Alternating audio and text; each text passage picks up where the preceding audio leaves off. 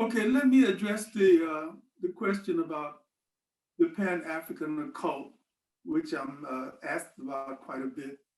Okay. It, it occurred to me many years ago uh, that when I went to see movies that had Frankenstein and the vampire and all the rest of that Eastern European mythology, that it had nothing to do with me. And I began to suspect that a little Eurocentric trick was being played on my particular mythology. And I began to ask, where do we come from?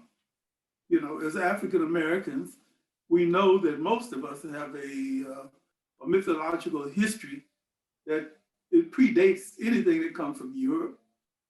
And fast forwarding a little bit, I did a research trip to Ghana in 1992, and I went for a 30-day visa and stayed 3 years, and wound up writing and directing a television show called Inspector Bediako. The producer was a man named Kojo Yanka, a good friend of mine to this day. In any case, I started doing books about what I thought about. And one of the three of the books that came out immediately was one called The Snake Doctor. Another was called Shackles Across Time. And another was called Ancestral Meridians. If you've ever had acupuncture, any of you ladies have acupuncture? I haven't. I know people who have, but I haven't tried it. Okay, the experience that some of us have, my wife has had it. I love it. Almost too often. But one of the things that happen if you're not suffering from some acute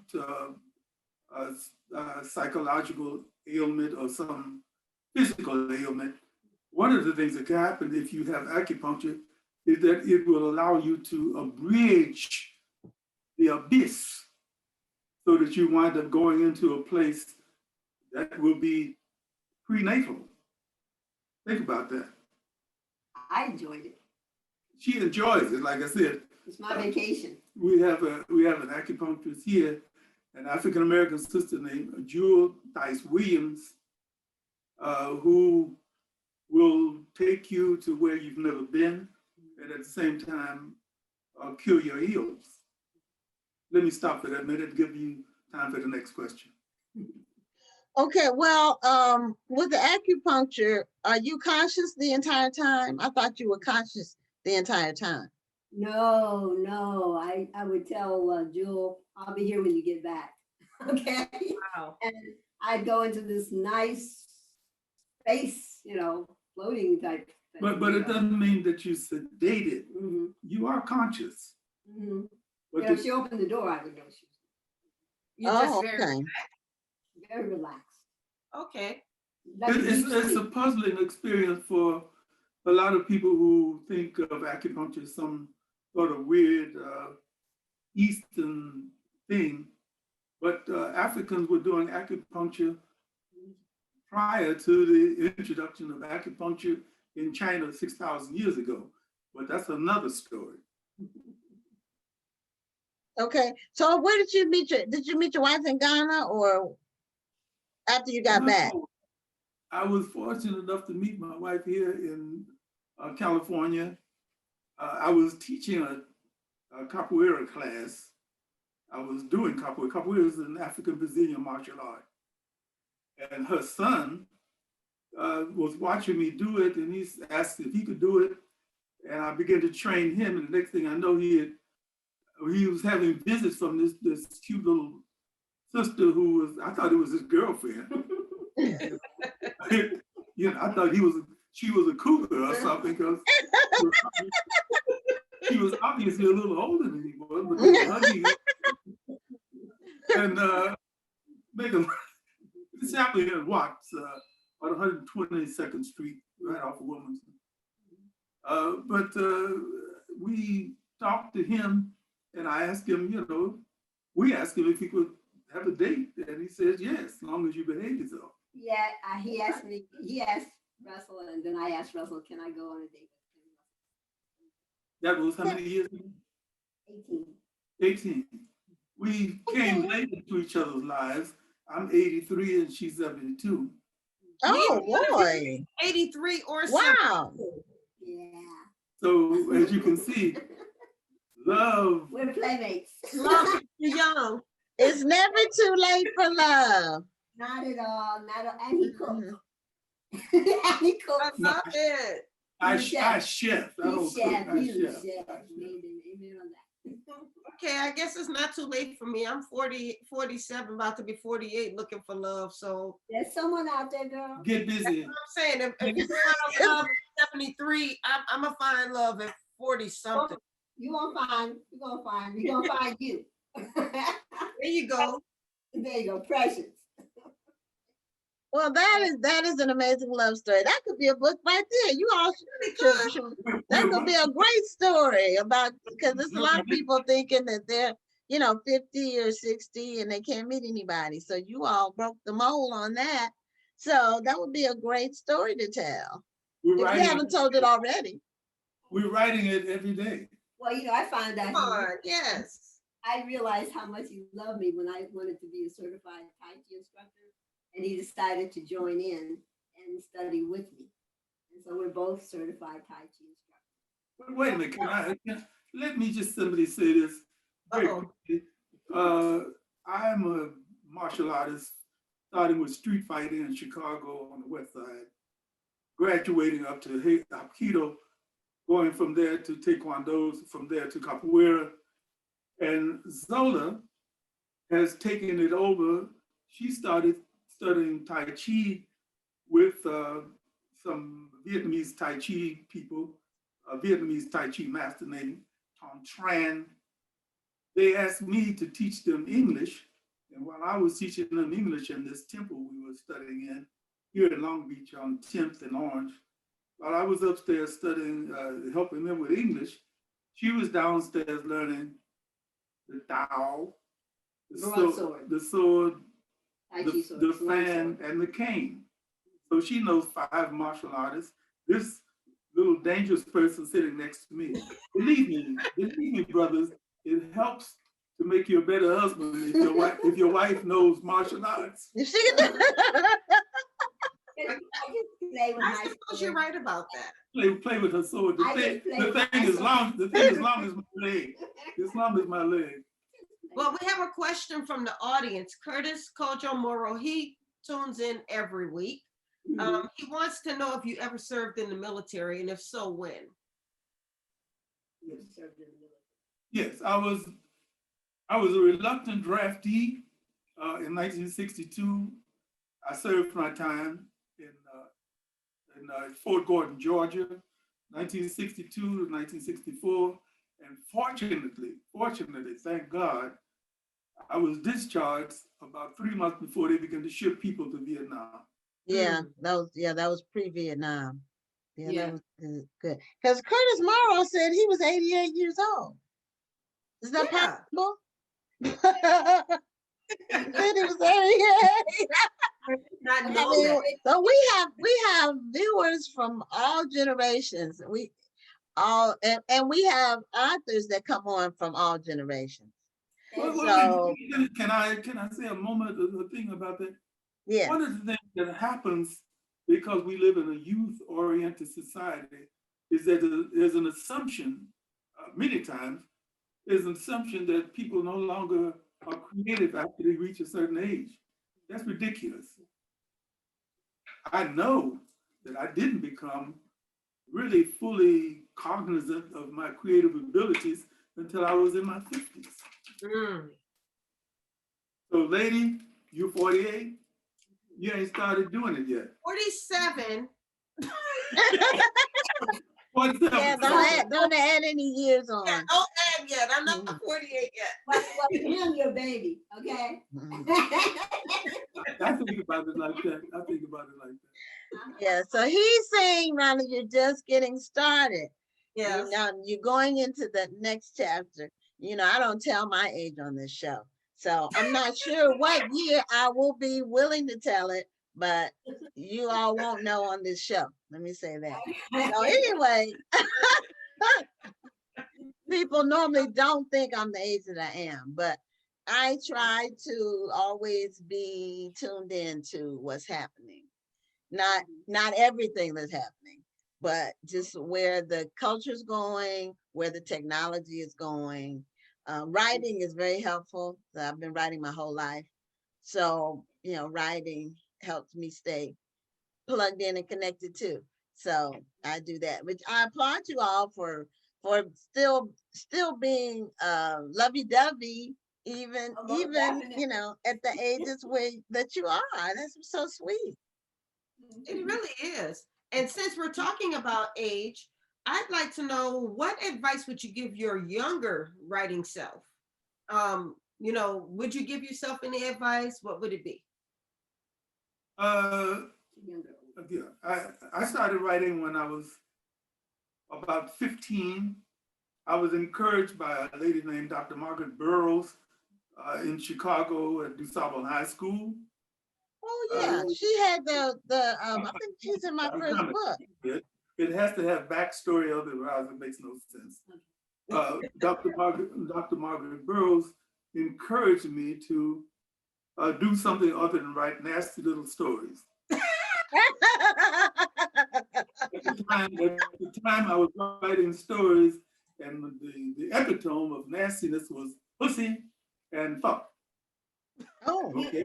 was writing letters for other boys, so they could give the letters to the other little girls in the high school. Ah, Okay. okay. oh.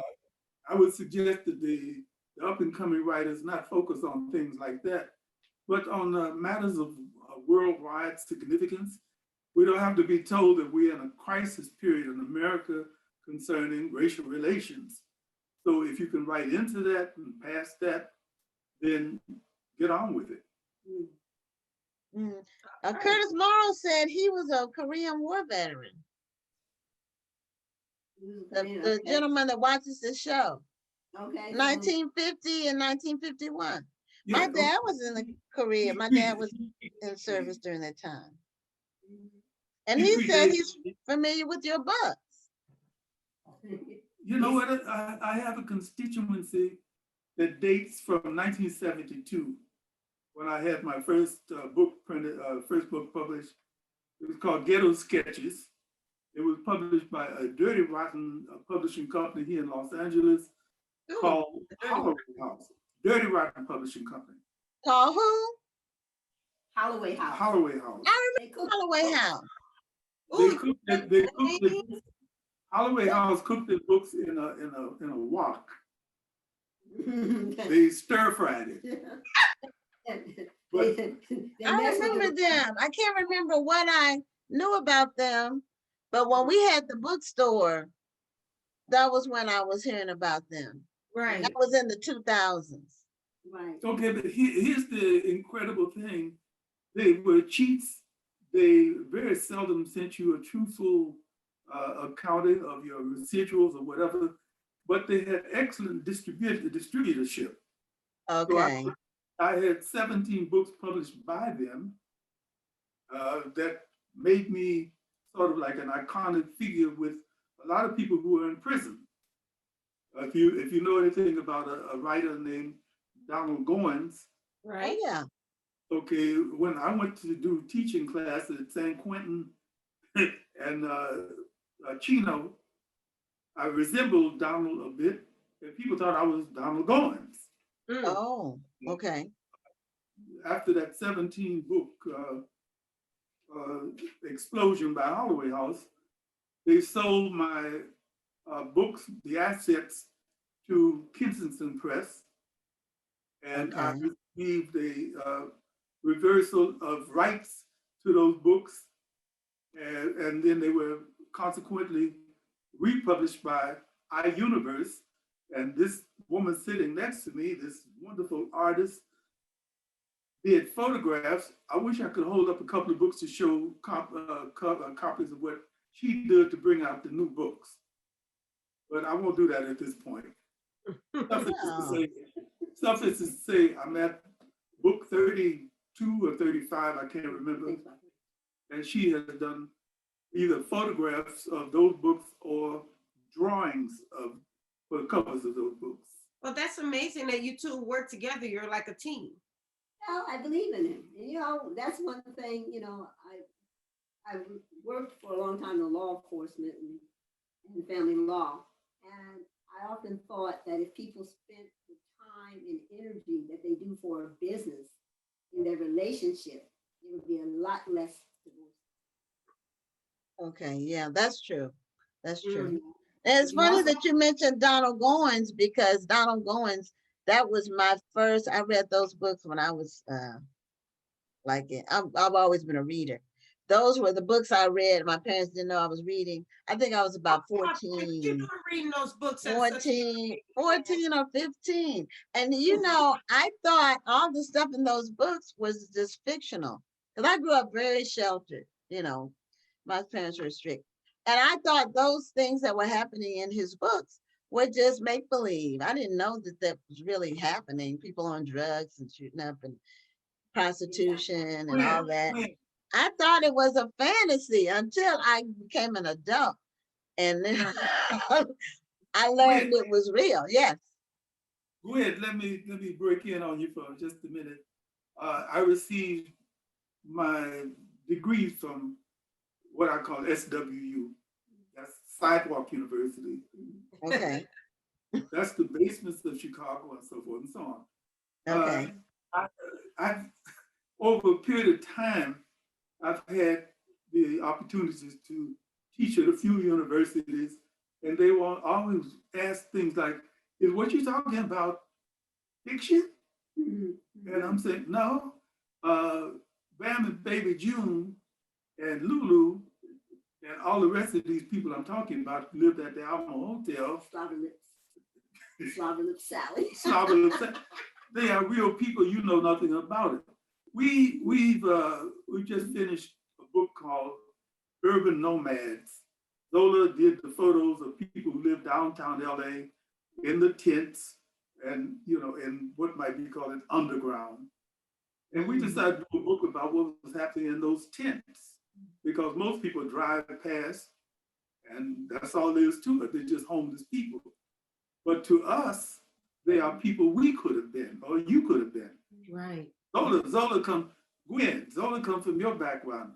How she wound up with somebody like me from the streets, I don't know. Well, a lot of times the people from the streets are exciting and confident. Oh yes, well, And he the reads, confidence is correct. he's an avid reader. Okay, he reads like 2 or 3 books. I read ketchup bottles. Okay, daily. Okay, so I joke with people. I say I got my BA from the university, but he's so much smarter than me. Okay? Because, That's awesome. I can really see the love between you two, and it's very good. We have fun. We do. We have a lot of fun. It's very, very encouraging. Well, unfortunately, it's only 3 minutes left in our interview. I can't believe it went so fast. It did. So, Last question. I'll make the answers quick. What is it? well, first of all, do you have a copy of your book so we can see the cover? Okay. We'll run through it right quick. This is Urban Nomads. Okay. And then this is the snake. This is my testimonial for the genre that I'm talking, Pan-African. The Pan-African occult. Okay. okay. But you can look on his website, www.odiehawkins.com. Okay. There are all of his books there.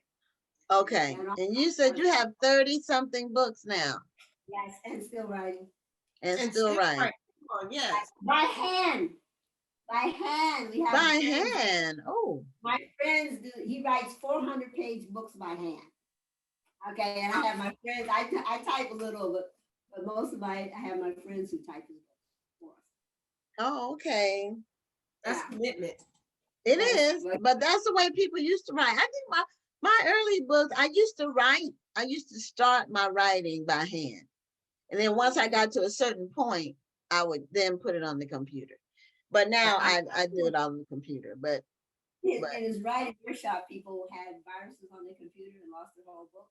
And he would hold up. Yeah, they do, or their hard drive fails. But the way you can get around that is periodically email yourself your manuscript Right. as an attached file, and that way it's on your email in your email account, and use a third-party email like Yahoo or Gmail or Hotmail or AOL. People still have that. Well, So Let me say this. Let me say this before we come to Okay. a conclusion. okay, Thank you very much. It's an important work that you're doing, and we're really pleased to be participants in it. And we're glad to have you. we are. You are. We had one other couple that had, but they had been together since college. You remember them? Rhonda. Their last name was King, and they had been together since they met at college, like the second day of college, and they had been together for 50 years. Yeah. So that, they were like college sweethearts. But you all have a different story to tell, but it's still a loving relationship for Right. our seniors. This is These are the wonderful. stories we And need you to hear support more each other. about. Beautiful. These are the stories we need to hear more about. We don't. We do agree. need to hear about them more. We do. And looking forward to both having all the relationship and love you want in life. Yes. Well, thank you so much for being a part of the show tonight. We appreciate you, and we love the stories that you shared with us, and we wish you all the best in your literary journey. Ashe. Ashe.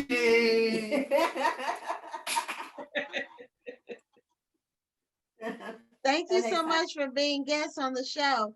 And we hope to see you soon, but all the best to you both. Likewise. Bye-bye. Bye-bye. Bye-bye. Bye. Bye-bye.